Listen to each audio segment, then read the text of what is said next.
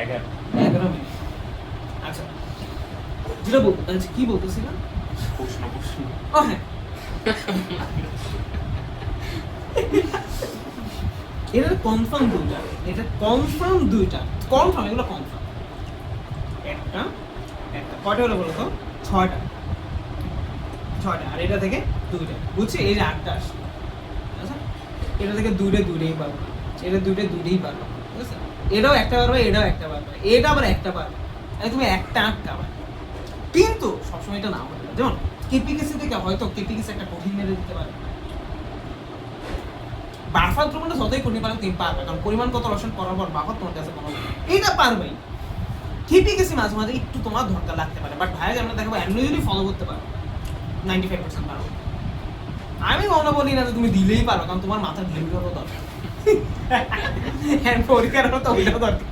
আমি যদি কই আমি যে পরীক্ষা দিচ্ছি না আমি পারবো না, আমি আমার মাথায় চিন্তা করলে তো হবে না। অনেক টিচার মনে করে হ্যাঁ যা বুঝে, অনেক পোলা বাইনও তাই বুঝে, তো হ্যাঁ পোলা বাইনও পার্থক্য এই থাকে, পোলা বাইন তো ডেফিনেটলি কম বুঝবে, এটা স্বাভাবিক। আমি ওই জন্যই বলতেছি, এটা তোমাদের হাস্য মানে হেসে বলতেছি যদিও, বাট এটা ব্যাপারটা এটা ন্যাচারাল ব্যাপার। তোমরা বসে আমি তো বুঝতাম না, স্বাভাবিক।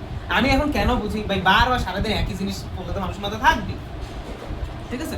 আর ছোটবেলায় পড়তাম ঠিক যে বুঝতাম, ভালো বুঝতাম, মানে মোটামুটি একটু মানে মানায় স্টুডেন্ট ছিলাম, ঠিক আছে? মোটামুটি বোর্ড টোট স্টুডেন্ট করা যাইতো আর কি। যদি এসএসসিতে তত ভালো করিনি, এসএসসি মানে কুমিল্লা বোর্ডে হয়েছিলাম 23, আর এইচএসসি হয়েছিলাম 7, এইচএসসিতে 7। আচ্ছা,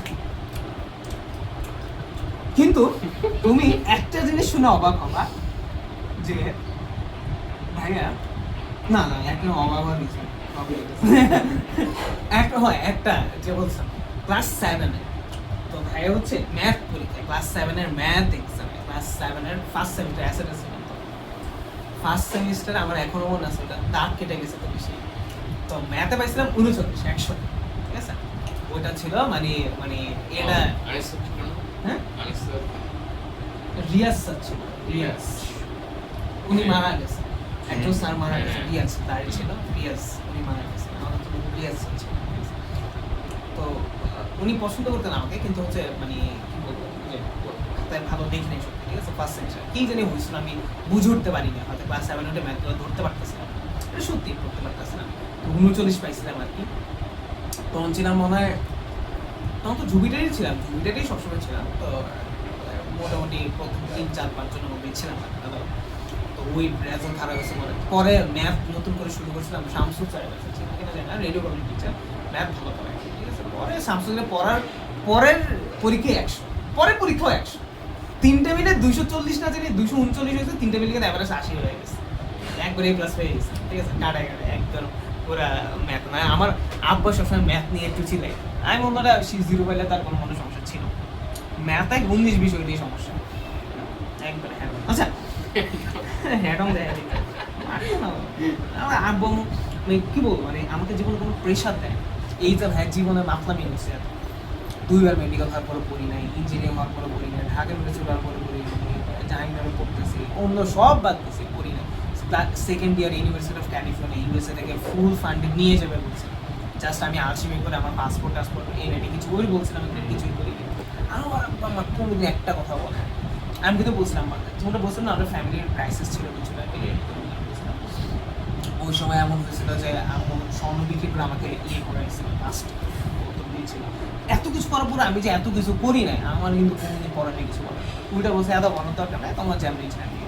অনেক স্বাধীনতা দিয়েছে পড়ার ক্ষেত্রে, অনেক স্বাধীনতা দিয়েছে, মানে কোনোদিন আমি পরীক্ষা জাস্ট ছোটোবেলায় 3-4-5-এ ওগুলাতে একটু ম্যাথের ধারা বলে একটু বকতো বাসে শেষ, এরপরে কোনো সময় আমাকে পরীক্ষার রেজাল্ট নিয়ে যদিও খারাপ তত একটা হইতো না, করলেও বকা দিত না, কোনো সময় না, কিচ্ছু, একদম ফুল ফ্রিডম দিতাম পড়াশোনা।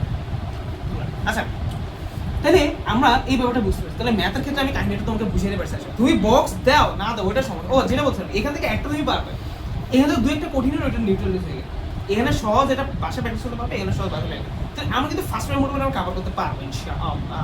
সেকেন্ড পেপার যখন দেখবে দেখো সেকেন্ড পেপার ইজি হয়ে যাচ্ছে, ওকে? আচ্ছা, কিন্তু এরপরও হ্যাঁ কিন্তু না আছে, প্রশ্ন অনেকগুলো তুমি যেটা ভাবতেছো সহজ ওটা অনেক কঠিন করে ফেলবে। আমাদের সবসময় আমরা এটা ধরবোই না, এটা করে ফেলবো, মারা শিওর, কারণ 2 কঠিন করবে, ওরা দেখা যাবে কঠিন থেকে সহজ করলে সহজ থেকে কঠিন করবে। ঠিক আছে, এটা দেখবে যে একটা তুমি পারবাই, পানি হবে একটা। হ্যাঁ এটা পানি, এটা পারবাই শঙ্করের নিজে, তারপর দেখবে মোলে পর্যন্ত ওইটা এই যে 3টা দিলে 2টা পারবাই, একটা একটু ঝামেলা করবে, ঠিক আছে সমস্যা নাই। তো আমরা ওটা একটা করলাম না, সমস্যা নাই, করলাম না। আচ্ছা দেখো অনেক কিছু বলছি আমি না।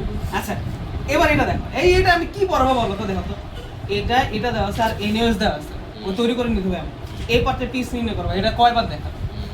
আচ্ছা সি পাত্রের সামনে আমরা পেজে পরিবর্তন করে বিশ্লেষণ করবো, গাণিতিক চাই না, তাহলে 2 নম্বর ডিসপ্লে পর ওটা মানে শেষ।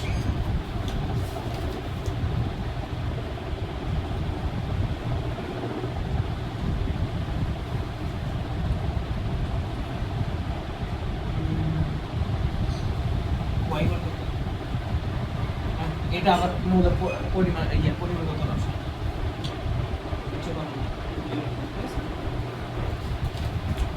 পরিমাণগত রসায়নের একটা কিন্তু খুবই সহজ, এতগুলো পরিমাণগত রসায়ন দেখছো।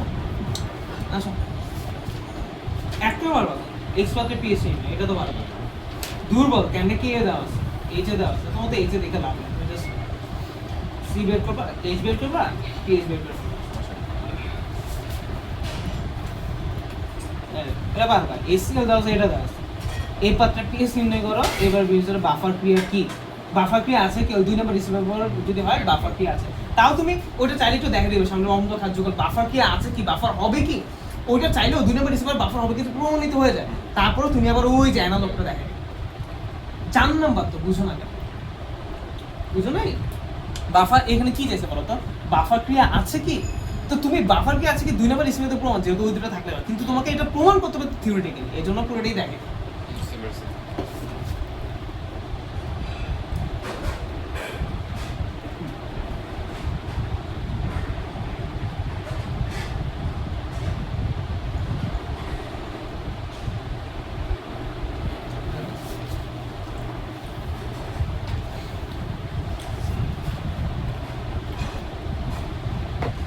এই যে আবারও আচ্ছা দেখো এটা পারো, এটা পারো। 1 নং পার্টের পিস নির্ণয় করতে, 1 নং পার্টে স্ট্রেস ওভার আছে, স্ট্রেস থাকলে পিস নির্ণয় করতে ইজ 2 দিয়ে গুণ করতে হয়, তাই কিন্তু এটা পার্সেন্টেজ দেওয়া আছে, পার্সেন্টেজ কি করতে হবে, ঘনমাত্রা নিয়ে আসতে হবে। এটা ঘনমাত্রা কেমনে আনবো, 10% into 10 বাই হচ্ছে আণবিক স্ট্রেস বলছে 49 98 ঠিক আছে 98, তারপর হচ্ছে বের হয়ে যাবে, তারপর পিএসটা বের হবে। তারপর 2 এবং 3 নং পাত্র মিশ্রিত করলে সামনে পরিমাণ নম্বর যোগ করলে পিএসে পরিবর্তন হবে কিনা। এই যে 2 নাম্বার কি দাও, কে এবার চার এটা ওই ট্রেডিশনাল না, গাণিতিক চাই নাই, বিশ্লেষণ চাইছে। 2 নাম্বার স্টেপের পর প্রমাণ হওয়ার পরে ঠিক আছে পারবা। এবার তোমরা বাসা থেকে দেখবে, হ্যাঁ একটু পর্যন্ত ভাড়া দেখালাম, তারপর থেকে বাসায় দেখবে যতগুলো আছে, মানে যত বারবার দেখে যাবে বাসায় ট্রাই করবা, 2 একটা ট্রাই করো, বাকিগুলো দেখবে একই। এই দেখো এই যে ঘোড়ার ডিম একই, দেখছো আমি তো বললাম এটা বারবার রিপিটেশন। এই দেখো এক কত আর দেখবে, এগুলো দেখতে দেখতে দেখবে দেখলেই বুঝতে যাবে, না করলে দেখে সেমই ধরো 8 লেকচার যদি তুমি সিকিউ সলভ করতে চাও। আপনার কেপিকেসি শুধু নাই, কেপিকেসি তো আছে, দুইটার মধ্যবর্তী আরো অনেক পড়া আছে, এই চ্যাপ্টার ফুল সিলেবাসের বহুত পড়া। আমরা জাস্ট শর্ট সিলেবাসের অংশটুকু কথা বলছি, বিকরা হার আর কেপিকেসি পড়লো আমার মোটামুটি হচ্ছে তোমার লাগবে 8-9 লেকচার পাই, আর সিকিউ সলভ করলে মোটামুটি ভালো লাগে, ঠিক আছে।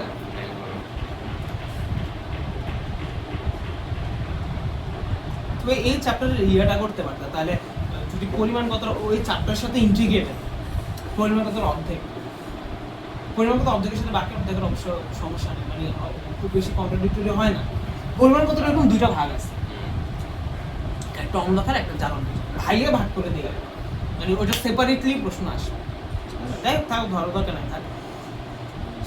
ভাই তোমরা একটু দেখো, হ্যাঁ কি অস্বাভাবিক তাই না, একটু দেখো কষ্ট করে, দেখে তো দিছে না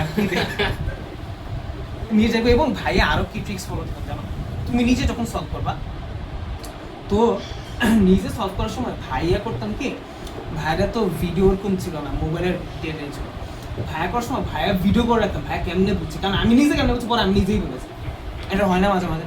তুমি নিজে একটা জিনিস কেমনে পড়ছো, আচ্ছা ভিডিওটা অফ করে একটু কিছু ইয়ে বলি,